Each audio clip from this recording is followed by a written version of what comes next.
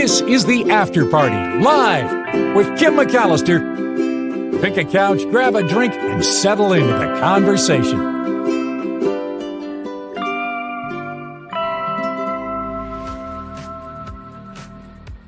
Yes, Trivia Thursday on the After Party Live. I'm little again. I kind of like being little, but there you go. I'll be big again. Kind of messy in here. I noticed this green bag on the floor behind me, and I keep trying to put my elbow this way so no one can see that it's a little bit messy in my office. The green bag is full of plastic Easter eggs.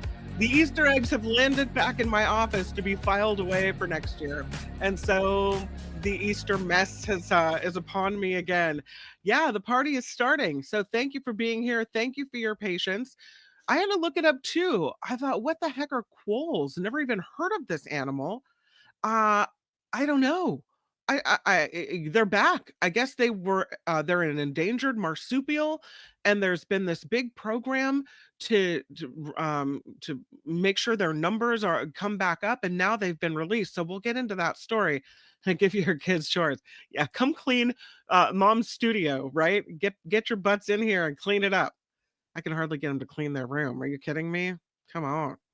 Let's jump into these stories because I want to make sure we leave enough time for trivia. Thank you, by the way, for supporting the Mark Thompson Show and this show. And I do want to tell you right off the top that we have the Nikki Maduro Show tonight at 5 p.m. So please join Nikki and I for that. Again, the Nikki Maduro Show, 5 p.m. Cocktails, mocktails, and politics. We'll talk about it on the backside of this show as well. But I want to make sure that you're aware that it is happening tonight. Don't forget, because it's so much fun. All right. So, oh, Sandy says, what happened to the chat on the Mark Thompson Show? Got a message the live event is over. Yeah, because I think the show is over, right? The show had ended. So I think that's probably what happened. I don't know. Perhaps let me know if something needs to be repaired or fixed, but I think everything is going as planned. I don't know. Let's talk about these quolls, these cute little quolls. This is a creature, again, that I had never heard of before. You kind of see him. He almost blends into the scenery there. They're small marsupials, and they are making a comeback. It is the loveliest thing because we didn't want quolls to disappear from the earth. These endangered marsupials have finally returned to the Australian bushland after 62 years of not being there. There's a conservation effort that has been spearheaded by the University of Sydney and this organization called Aussie Ark. And they have 15 of these endangered eastern quolls, Quolls, quolls, I think I'm saying it right, that they have now put back into a bushland environment. It's controlled. These creatures they call them medium-sized. They look kind of little, but okay, medium-sized. They've got a bushy tail, although it looks kind of more straight, doesn't it? But it's a bushy tail and white spots. They are nocturnal marsupials, and they were set into this preserve on the Scots College Bannockburn property along the southern coast of New South Wales, Australia. Again, after 62 years of not being in their natural habitat. And so they had a celebration. There were some tribal leaders there that gave a welcome. There were also some stories about long ago how people would roam with this, what they call a magic little animal. And so they say that the reintroduction of these quolls into this area is about healing the country. It is definitely a milestone because the release of these quolls marked a first step in rewilding a species that disappeared from Australia's mainland, again, 62 years ago. Now, these animals are primarily found in the eastern part of the island of Tasmania, in farmlands, open grasslands, dry forests. They're opportunistic little hunters. They like to take live prey like insects, small mammals, birds, and reptiles, and they scavenge as well. They are considered extinct on the Australian mainland because of disease, poisoning because they get eaten by foxes, so they have some predators. But they populations like this one being reintroduced are being established at sites where the predators are being managed. So they have a wildlife sanctuary where they have even more of these animals, and they release 10 to 15 of them at this new site that had been born and bred at a sanctuary. And so now, again, the term is rewilding. So now they've taken this animal that was extinct to the mainland of Australia and they're putting it back. So we'll see if it can survive. They know where these creatures are. In rewilding the species, their researchers are using very high frequency VHF radio and GPS tail transmitters. So you can see on his tail there, he's on his bushy tail, it's flattened out because he's got a little transmitter on his tail.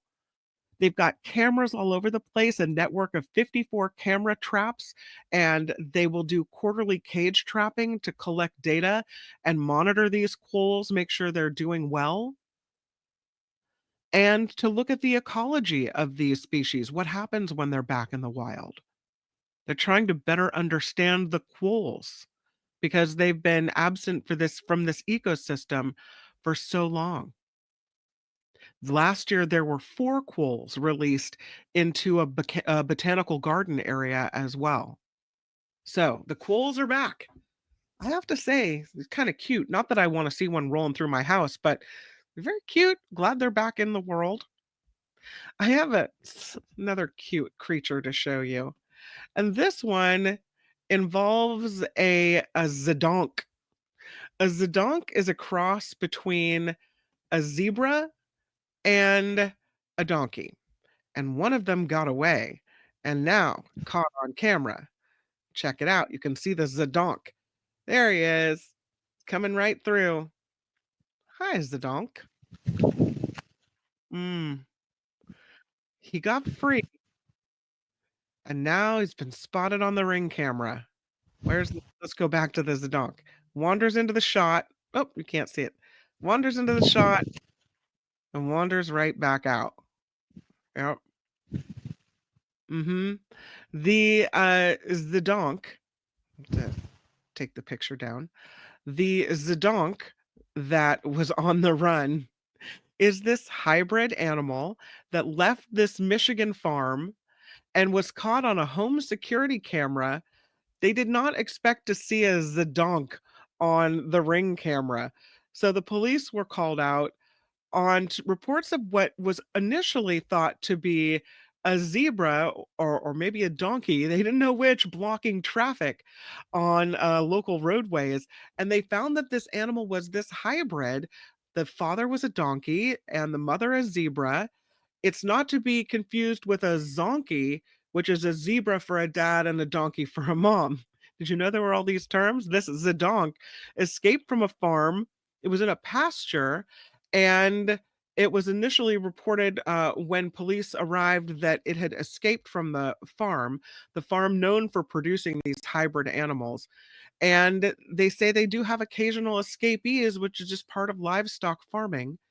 And the zedonk was caught, as you saw, wandering the property next to some parked cars, wasn't injured, was rounded up and taken back to where it came. But I wanted to show you the footage of the zedonk. There's a story that AI can't quite beat humans when it comes to understanding the ways in which we react to each other. So it turns out that human beings are still better at reading social cues, even though we know that AI models are advancing quickly. We, see it. There's stories all the time about how fast the advances are happening with AI. But when it comes to studying how we relate to each other, our quick reactions to the things we say, to our facial expressions, these types of things, AI models can't hold up to humans when it comes to understanding how we interact with each other and the world around us. They say in this article on Popular Science that AI struggles to read the room. It's a claim made in a new paper, The research done at Johns Hopkins University, and the researchers took a group of human volunteers and showed them a series of 3-second video clips. So really quick, like, see the clip, react, see the clip, react type of things. And they rated the ways the individuals in the videos were interacting with each other. Then they tasked 350 AI models, and these are from video AI models, language based systems, image based systems. And they asked these 350 AI models to predict how humans rated those reactions, those interactions. The humans, it was easy for us. We did this with no problem. The AI models, regardless of their training, their data that had been input, struggled to accurately interpret what was happening in the video clips. The researchers say, yep, this shows. The findings suggest AI models still have some significant difficulty understanding human social cues in real world environments. And it could have an impact when you look at the growing industry of AI enabled driverless cars and robots, which will be having to navigate the world alongside of human beings.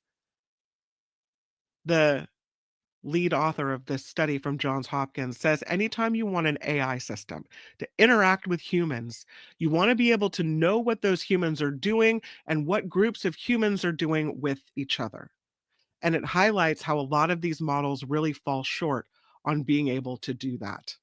So, previous research has shown that AI models can accurately describe what's happening in still images the same way humans can, or comparable to the way we can.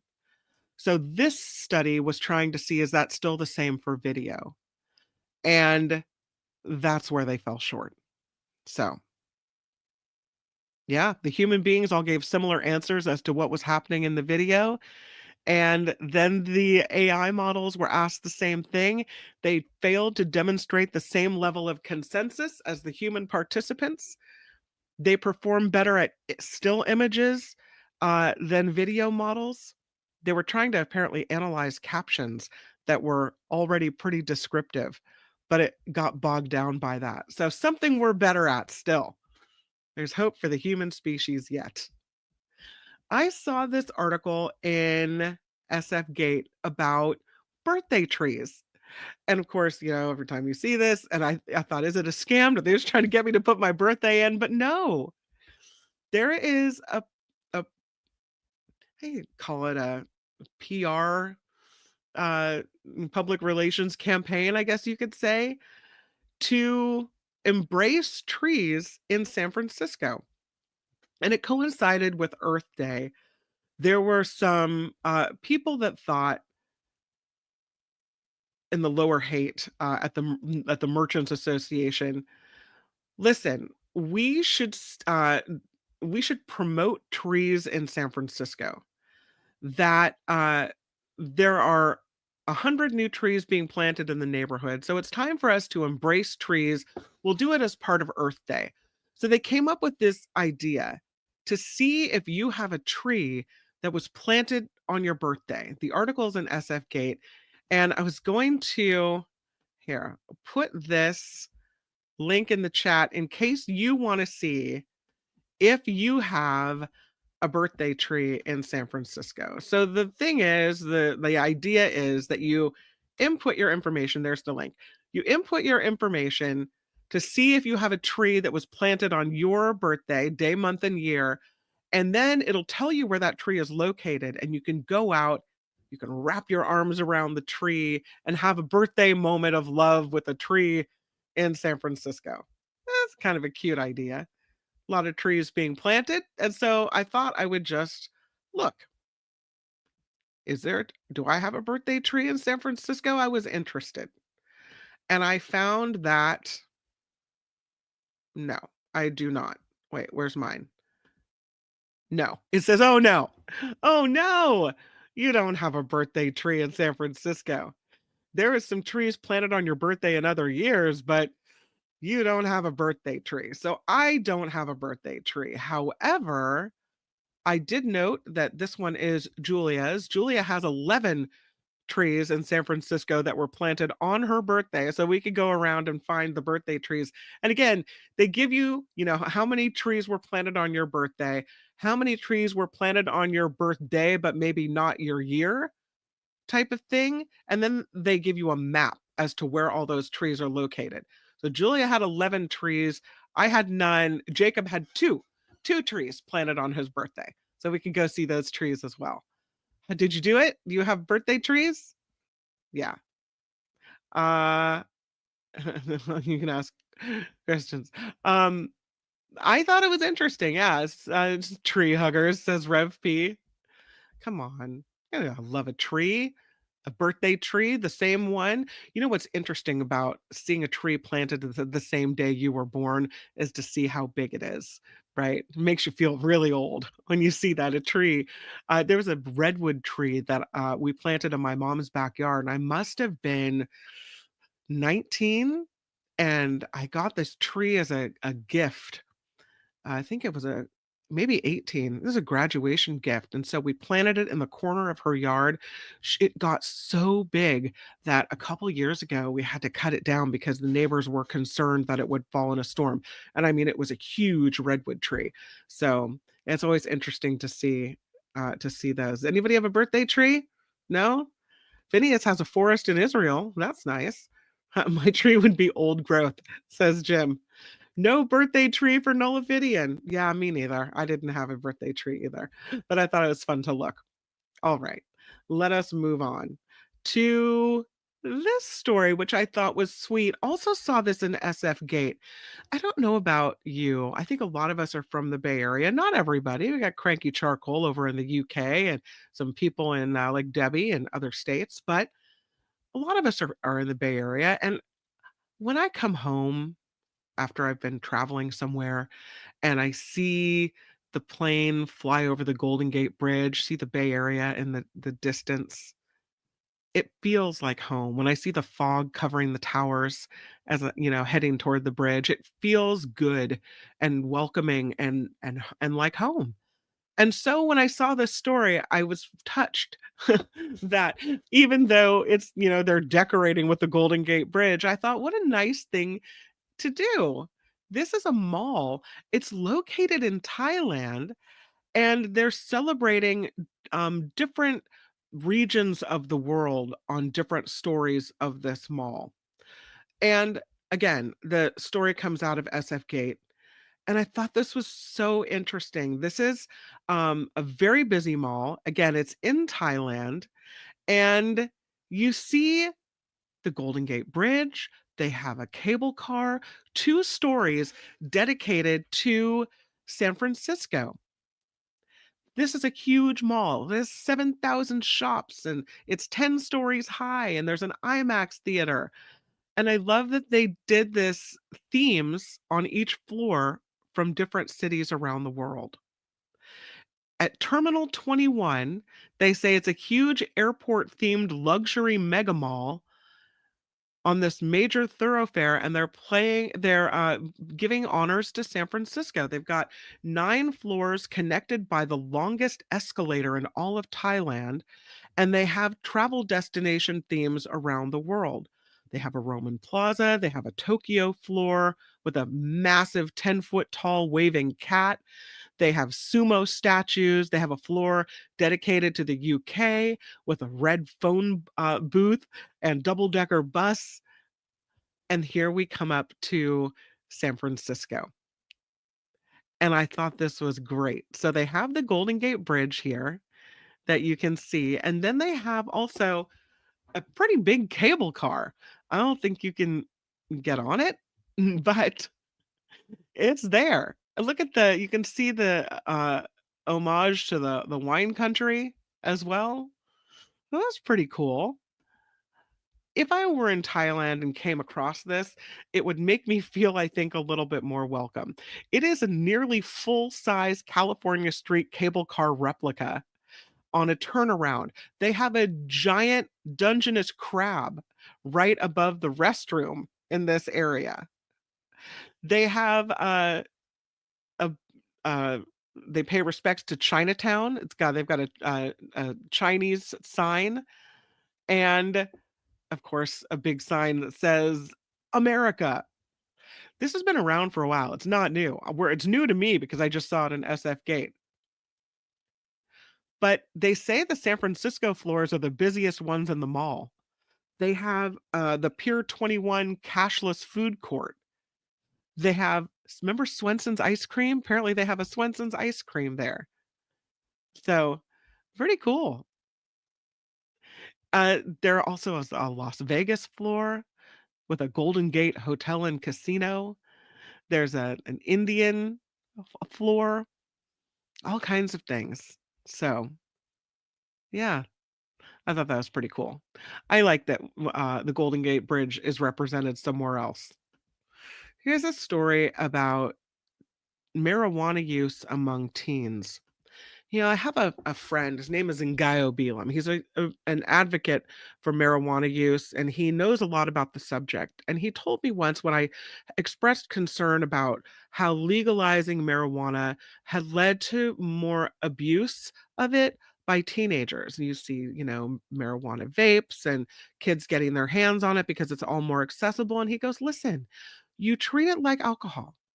You put it in places where it's for adults only, and you don't let kids have access to it. He said it's really simple, that we've been doing this with booze for a long time. I completely understand his point. And yet, now we have another study finding a rise in teen cannabis use after Canada rolled out edibles.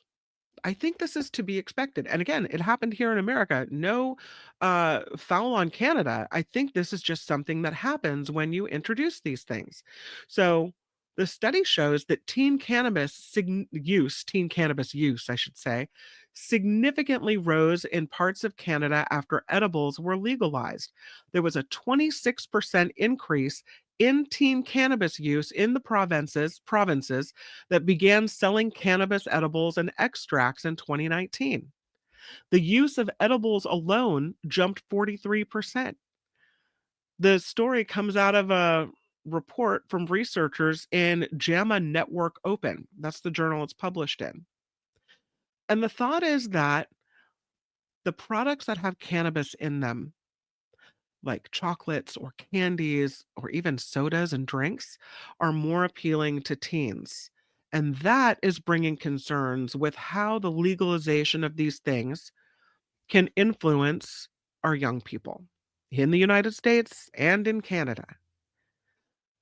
The professor of pharmacy at Memorial University in Newfoundland spoke with CNN, Dr. Hai Van Wyn, and said this finding of this study in Canada is important in light of previous literature regarding potential long-term adverse health effects of cannabis use for adolescents. They looked at 106,000 Canadian students between the ages of 12 and 17. In Quebec, where edibles remain banned, the teen cannabis use didn't change. But in other places where it was legalized, it did. So I would argue that in America and in Canada, we have a problem when it comes to figuring out what Ngaio said should be the case, which is listen, keep the cannabis and the cannabis products in a place where only adults can get them. Put them up high, hide them in your mommy stash or daddy stash or whatever it is, you know, do better at keeping these things out of hands of kids, but we shouldn't, he argues, not legalize them because we're not doing a good enough job at making sure that kids don't get a hold of them. But still, we have this problem. Even though in Canada, the law bans sales to anyone under the age of 18. But the study suggests that legalization makes cannabis seem safer and also makes it easier to access. So, after it was legalized, attitudes shifted, and the response from teenagers is that they perceive it as less harmful. The occasional use seems to be more okay because it's now legal, so it must be all right. But the cannabis use in teens linked to Mental health problems like anxiety, depression, they had a higher risk of long-term conditions like psychoactive conditions. And we know that it can affect brain areas tied to decision making and learning. It's why they say under the age of 25, cannabis use can be really bad for kids and young adults because your brain isn't fully cooked yet. The study also showed that cannabis use and alcohol use together was far more common after cannabis was legalized. The behavior of using cannabis and boozing it up together increased by 28%. There's an assistant professor of radiology at the University of Colorado School of Medicine that says what we've heard before, right? That the studies suggest cannabis use during adolescence, especially if it's heavy use, can alter brain development. If you start using it earlier, it might be harder to change that trajectory of how your brain would have developed later on. It's not, they say, about scaring people, but it is about putting out the facts and that public education campaigns are really important. The doctors say honesty and truth can be at the forefront of this conversation so people can make up their own minds about what the best thing is for them. So it's important to note that this is a problem. And maybe we need to do better at trying to keep the marijuana, the Mary Jane away from kids. To the lotto of the day. Here we go. This is incredible. Incredible. And it's so weird. I mean, I would think it would spark an investigation. It's so weird. There's this lady in Maryland. She has won 3 big lottery prizes, and she always wins in April. What? Yes. Recently, she collected another $50,000, and she said she's won 2 other big prizes. All of them came in mid-April.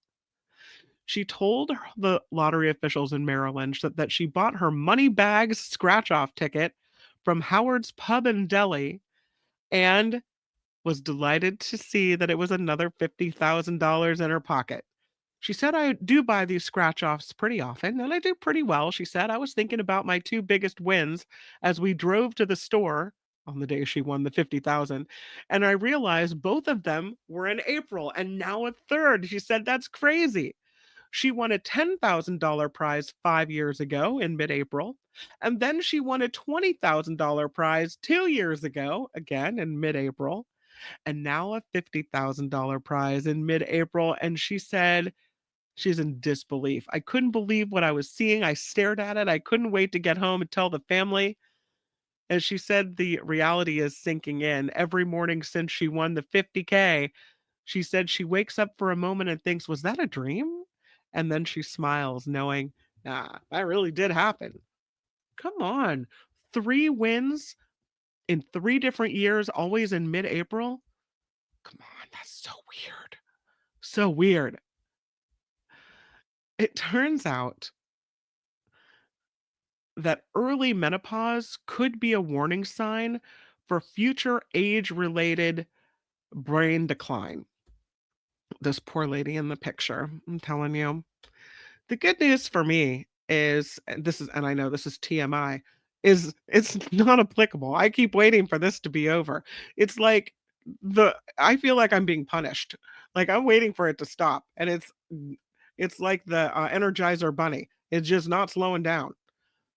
But for people that have it slow down a little early, well, there's a possibility that your brain is aging faster.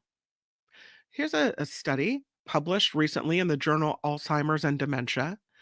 And it says this: women who enter menopause before the age of 40 had a greater cognitive decline than women who enter menopause after 50. Early menopause is also being associated with worse depression as well. So interesting how hormones can be tied to the brain and other things and how everything's all interconnected, right? The lead researcher on this study from the Tohoku University Graduate School of Medicine in Japan, said understanding the relationship really in depth could potentially help us design treatments that delay the onset of dementia in patients that are more at risk. And the study was pretty big, I would say. They looked at long-term um, they did a long-term analysis on the study of aging out of the UK, involving more than 4,700 women and 4,300 men.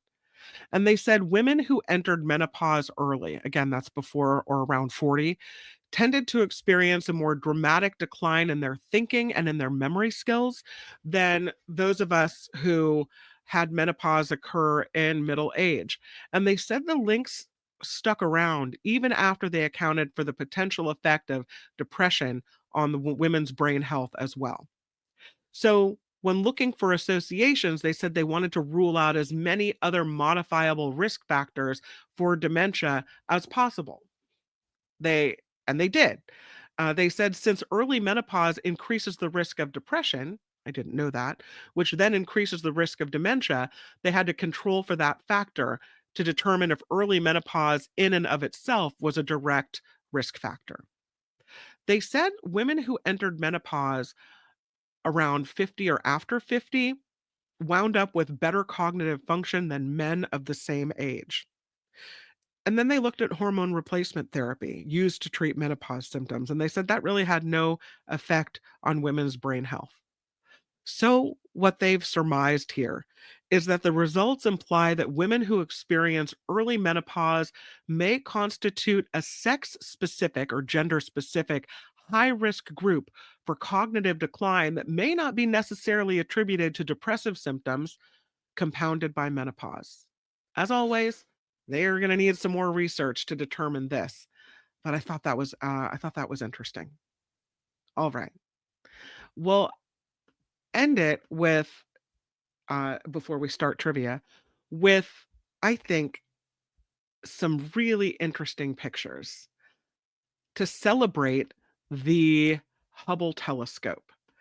And these are the series of 5 pictures that the Hubble telescope has taken that have been taken via the Hubble telescope that I think will make us glad that we have it. Look at this one. Is that incredible or what? Beautiful. This picture, one of the 5 being used to celebrate the Hubble, is the cosmic pillar in the Eagle Nebula. How cool is that? Here's picture number 2. It's called the squid in the whale. Incredible. Beautiful picture taken from the Hubble. It's called the Squid Galaxy, the spiral galaxy as well. It's 45 million light years away in the constellation Cetus, the whale. It's named the Squid Galaxy, refers to an extended filamentary structure curling around disc-like tentacles of a squid. The next one is called Stellar Star Sculptors. Look at this one. That just looks like magic, does it not? The Hubble's first observation, made in infrared, optical, and ultraviolet wavelengths, shows this young star cluster. It's called NGC 346. It's a star forming factory, and it's said to be home to more than 2,500 newborn stars. Some of those stars are even bigger, larger than our sun, and they shine with intense blue light in this image. It's beautiful. The next one is called the Cosmic Guitar. Check that out. Yeah, that's pretty cool. There are some galaxies that merge or stay close to each other because of gravity. And ARP 105 is one of these. This is a merger between 2 different galaxies characterized by a long tidal tail of stars and gas more than 362,000 light years long. And that's what gives it its nickname, the guitar. Well, that's pretty cool. Here's another one called the Sombrero Galaxy. Check this one out. This is the Sombrero Galaxy. That's pretty special. It is 30 million light years away, and it is in the constellation Virgo. It's got this soft, luminous bulge and an outlined disk, which resembles the rounded crown and the broad brim of a sombrero. This is a fan favorite of the Hubble pictures and a well-known image taken in October of 2003. So, as we celebrate the Hubble telescope, I thought those were worth looking at. And now, without further ado, it is time for Trivia Thursday, after party style. And we go to the chat, get myself all set up here. Mm-hmm. Yeah, eat it to the stars. Absolutely. Okay, the trivia today does not fall into any certain category, but it is supposed to be challenging. So, having said that, we'll start with tech. And I looked at these and maybe it's because we're old hat at trivia at this point, but they don't seem that difficult to me. But we'll start with technology and innovation. And the first question is this: which company developed the first personal computer? Many of us being from the Bay Area, we should know this one. Easy, right? Which company developed the first personal computer? Yeah, you guys are good. You knew it, and you knew it pretty quickly as well. Good luck, all, says Heather. Good luck, Judy. Oh, you're talking about a medical procedure. I'm sorry. I thought you were talking about trivia. Yeah, good luck with the medical procedure. I hope it's okay. I hope your knees are okay. The answer is IBM, and Sandy looks like she got it first. Sandy says IBM, and so does Linda G, and Phineas, and Deidre, and Trevor, and Heather, and Jennifer L, and Nancy, and John Slade. IBM for teacher Lori as well. Yeah, IBM would be the correct answer. The producer of the first personal computer. What was the first social media platform?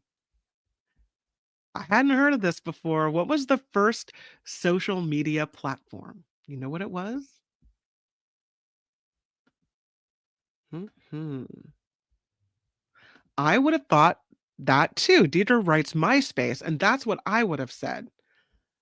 AOL, says Linda. Telnet, Friendster. Yeah, Telnet or something on using the Pine language, I maybe would have thought. MySpace, Friendster, IRC. Yeah, that's what I would think. Not the answer that we're looking for.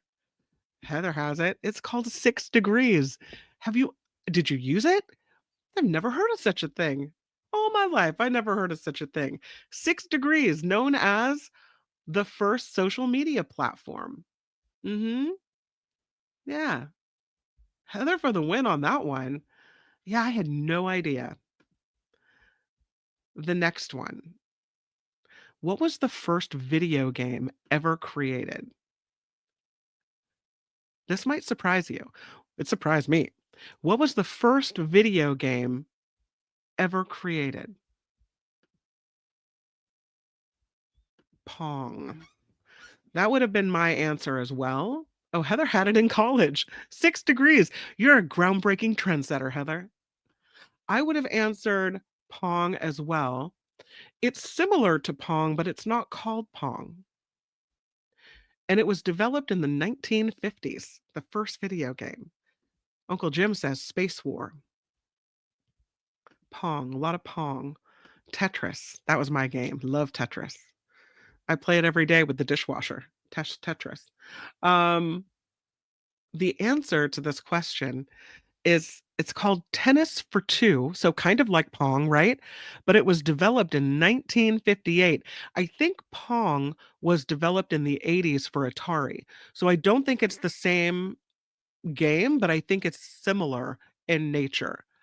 Tennis for Two, 1958 was the first video game ever created.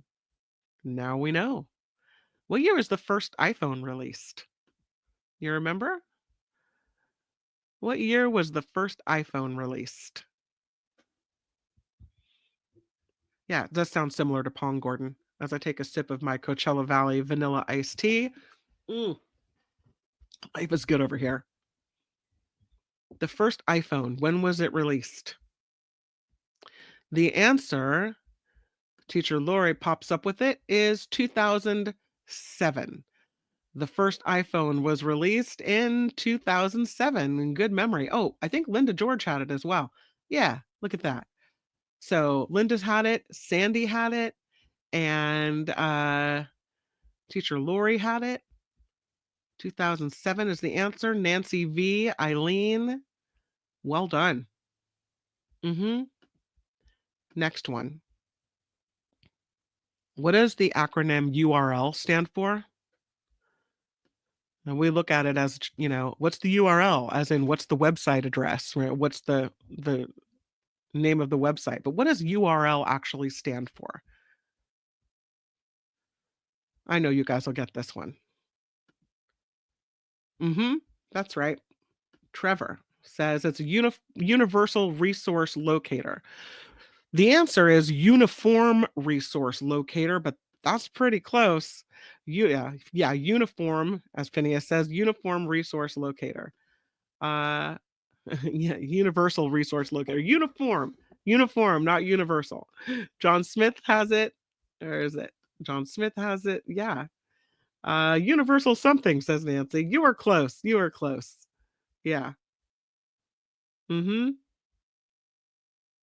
right. Next one. Are you liking the tech ones? Who invented the first practical telephone? Who invented the first practical telephone?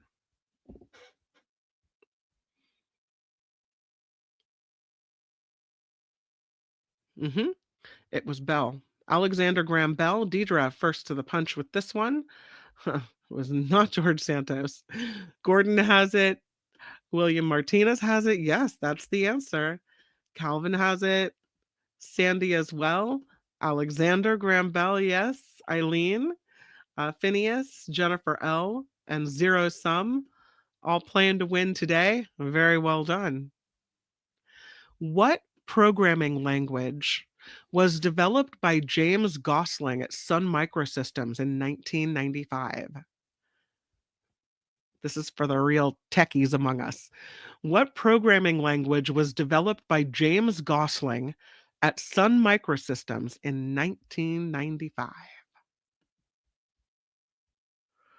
Fortran, I got a C+. I got an Uncle Jim saying Java, and Java is the correct answer. It is Java, not Python or COBOL.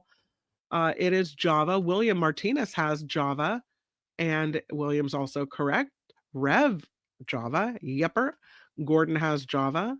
Yes, it must be Java, says Deidre, and Deidre's correct. John Smith has it as well. Yeah.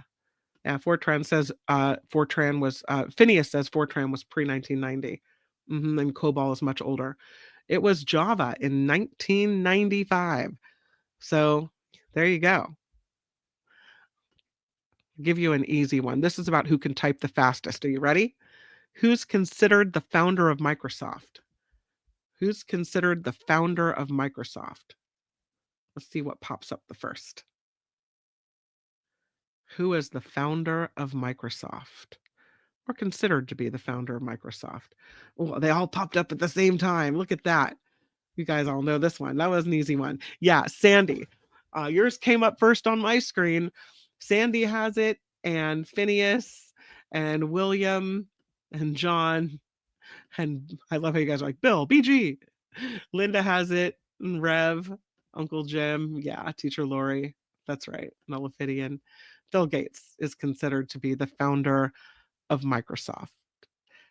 What's the name of the AI chatbot developed by OpenAI?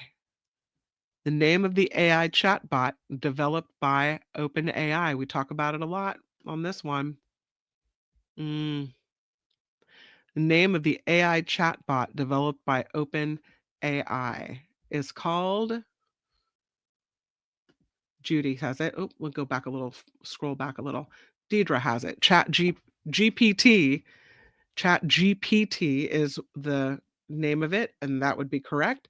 And Trevor has it, and John Smith, and Phineas, and I think you meant GPT, Rev, and I'll take it. Judy has it as well as Gordon, and yeah, I think you're just having a spell there. The spell check wants you to spell got. It doesn't want you to put in an acronym, right? William has it as well as Nullifidian, and Jim, and Teacher, and Heather, and Sandy. I hate spell correct. I knew what was happening. I saw you. I saw you, my friend. Absolutely.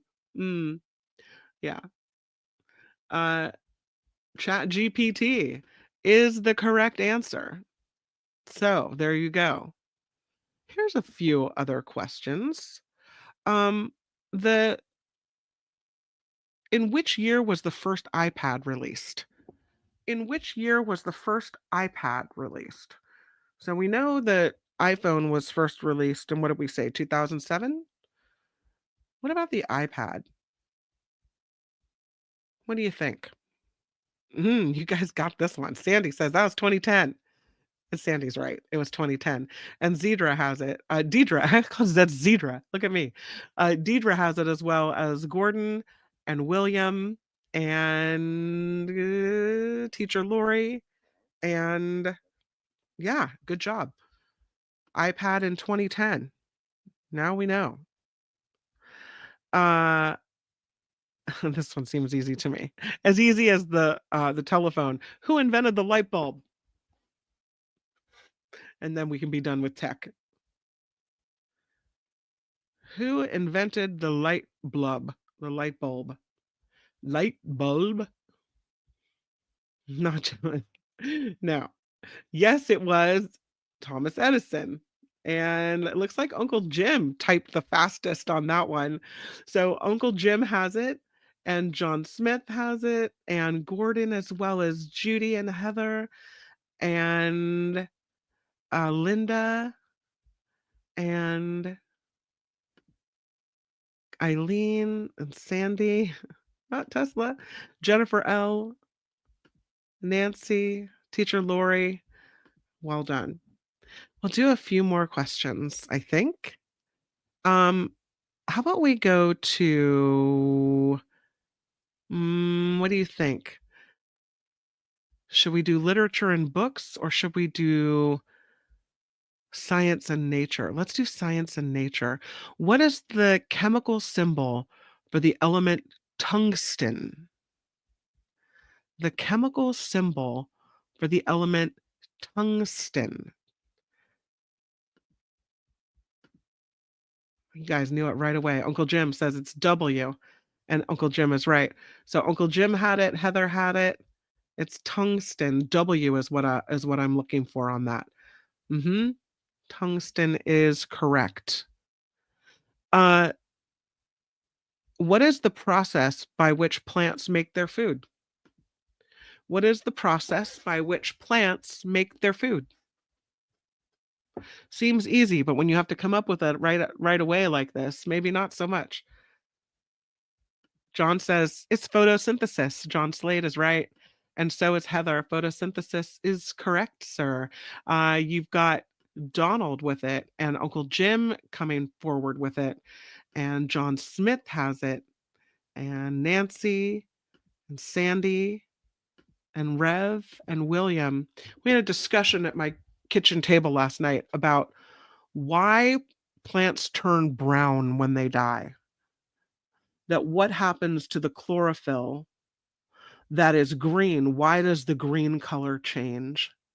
That was our scientific discussion at the table last night. Turns out because the cells die, and apparently affects the color. So we had to Google it, though. We didn't know. All right. Next. How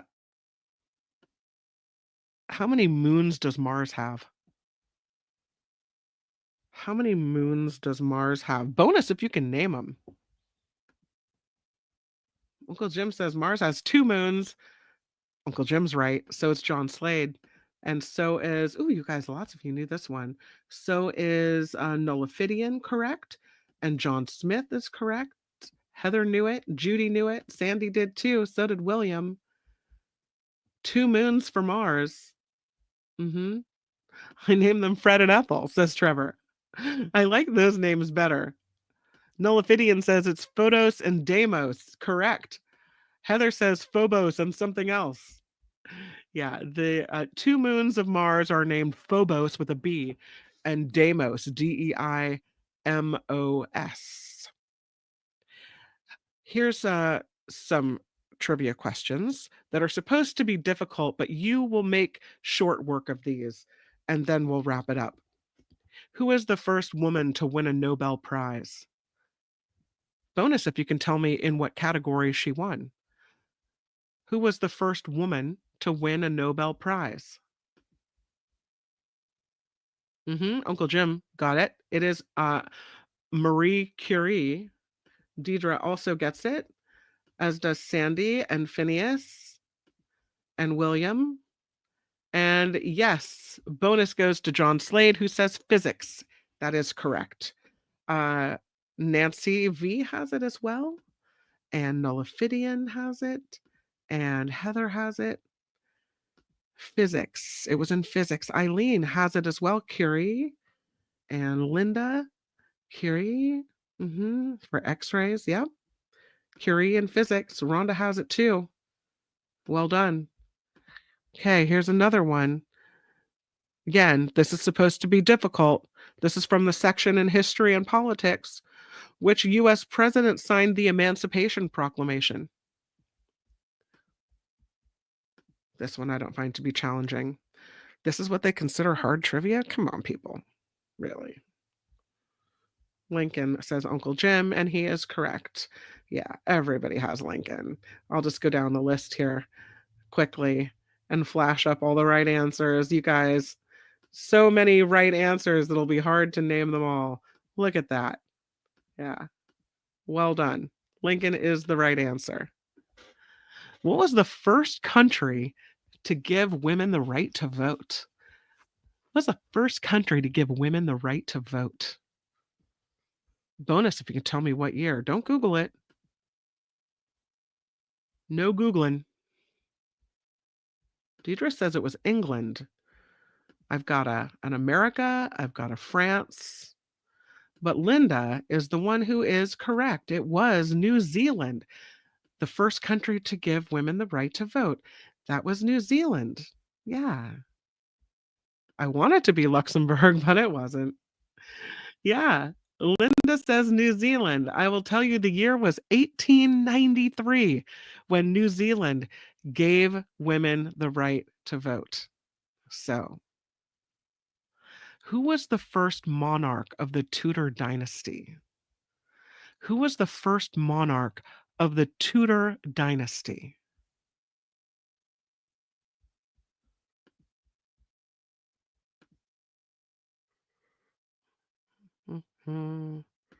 Yeah, I was surprised by that too. Way to go, New Zealand, right? The first monarch of the Tudor dynasty is Henry VII. Henry VII is correct. Judy has it. Anybody else have it? Henry I. It's Henry VII. I'm looking to see if anyone else had it. We knew it was a Henry. One of the Henrys, right? Yeah. Okay. The last question I will ask you regarding history and politics. In which year did the Berlin Wall fall? In which year did the Berlin Wall fall?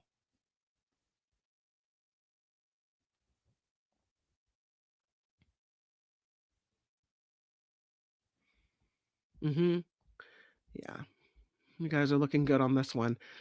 Uncle Jim, quick to the punch with a 1989, and he is correct. And Sandy with 89, that is right. William has 89. Judy has it. Nullifidian has it. Calvin has it. Thanks for all the stories you've been sending, Calvin.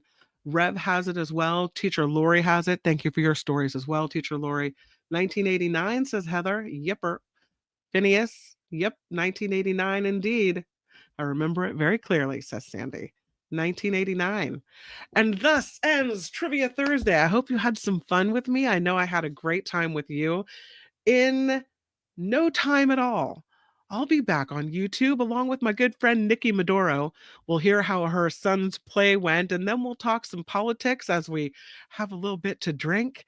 Whether it's a mocktail or a cocktail, it's no matter. We'll still have a great time together. So please join me at 5 p.m. for the Nikki Maduro Show here on the old YouTube. I look forward to spending that time with you. And between now and then, make it a great rest of your Thursday. I'll be right back and we'll do it again. Thank you for participating in trivia. You guys make it fun every week, and I really enjoy spending this time with you. All right. Have a great couple of hours until we meet again for the Nikki Maduro Show. Tomorrow on the Mark Thompson Show, it is Michael Schur in the captain's seat. Whew, pressure is off, finally. So Michael Schur will be in. We'll do Friday Fabulous Florida. We'll talk to Jim Avila. We'll do a little interview with Michael Snyder to talk about all the movies. And then we'll come to the after party tomorrow and we get to talk to Tim Sika about movies. And it's so great to be able to compare what they both say. By the end of it, you should know exactly what you're interested in seeing, right?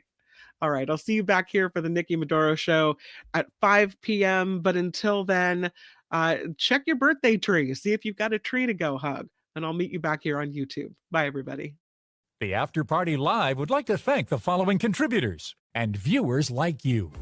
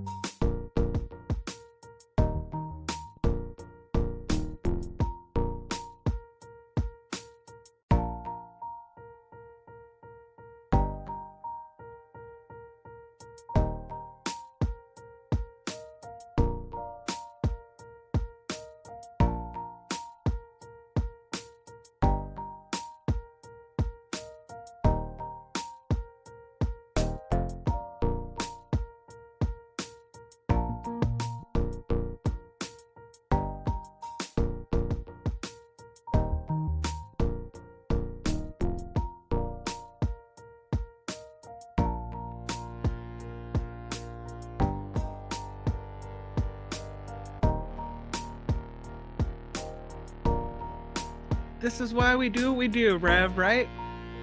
Gotta take a little break for us.